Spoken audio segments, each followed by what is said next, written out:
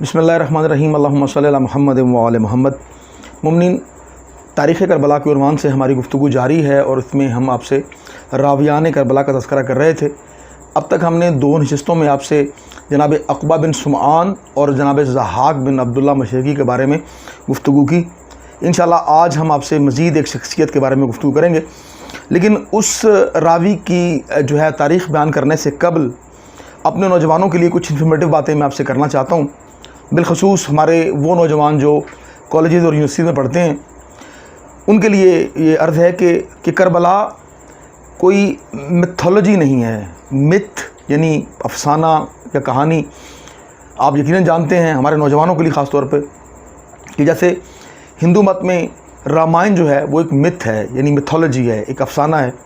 معاذ اللہ کربلا جو ہے وہ کوئی افسانہ نہیں ہے۔ تاریخ نویسی کے حوالے سے یعنی ہسٹوریوگرافی کے جو رولز ہیں، یعنی تاریخ نگاری کے جو رولز ہیں، تاریخ کو کہہ لیجیے کہ تاریخ نویسی کے جو رولز ہیں، اس کے مطابق کربلا کو باقاعدہ جن راویوں نے روایت کیا ان کے نام اور ان کے حالات زندگی کو محفوظ کیا گیا۔ کربلا کو جن کتابوں میں لکھا گیا یا جن مورخین نے کربلا کو روایت کیا وہ کتابیں آج تک محفوظ ہیں۔ تو لہٰذا مختصراً کربلا ایک مکمل تاریخ ہے، ایک حقیقت ہے، اور معاذ اللہ یہ کوئی کہانی یا افسانہ ہرگز نہیں ہے۔ تو اس حوالے سے میں یہ چاہتا ہوں اور میری یہ دعا بھی ہے انشاءاللہ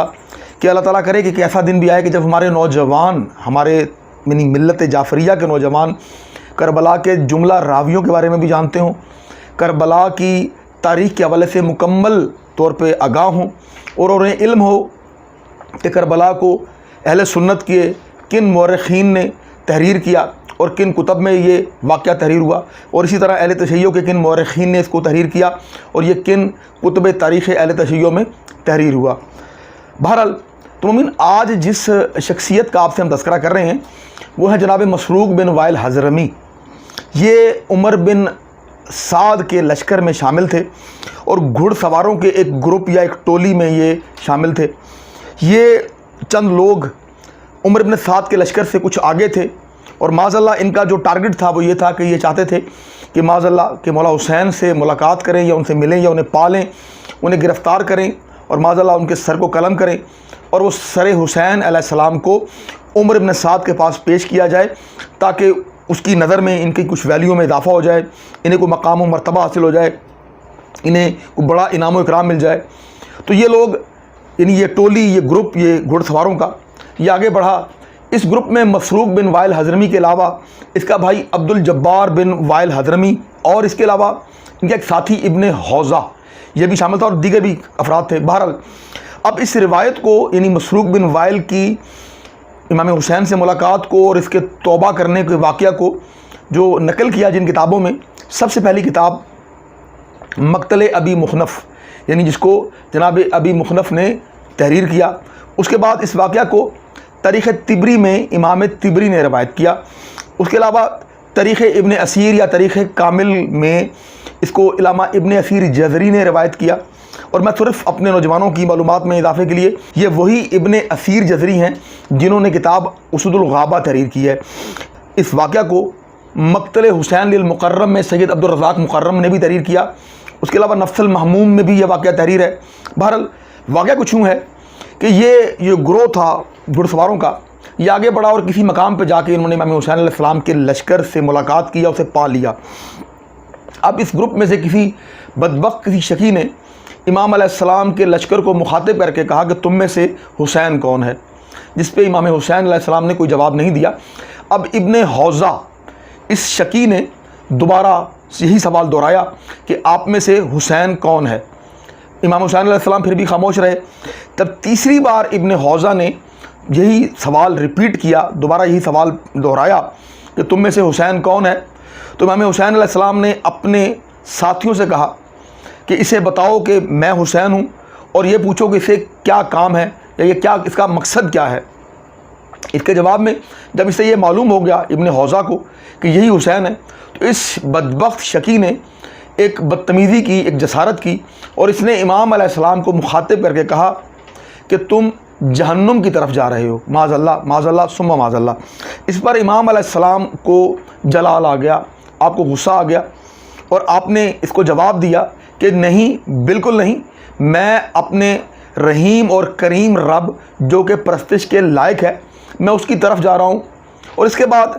یعنی یہاں پہ جو روایت ہے، اس روایت کو ابن اسیر نے اپنی کتاب، یعنی ابن اسیر جزری نے اپنی کتاب تاریخ کامل میں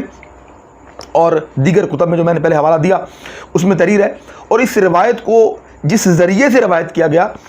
وہ ہیں عطا بن صائب، جنہوں نے یعنی جو کہلے کے راوی ہیں اس روایت کے، اور آگے جو شخصیت ہے جن سے یہ واقعے کو اصل میں روایت کر رہے ہیں وہ ہیں عبد الجبار بن وائل حضرمی، یہ بھائی ہیں مسروق بن وائل حضرمی کے۔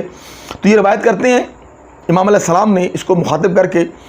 یہ بتایا کہ میں اپنے رب کی طرف جا رہا ہوں۔ تو اس کے بعد امام علیہ السلام نے یعنی ابو عبداللہ علیہ السلام نے اپنے دونوں ہاتھوں کو اس کی جانب یعنی ابن حوزہ کی جانب بلند کیا، اور اس قدر بلند کیا کہ آپ کی بغلوں کی سفیدی نمایاں ہو گئی۔ اس کے بعد امام علیہ السلام نے اس لعین، اس بدبخت کی طرف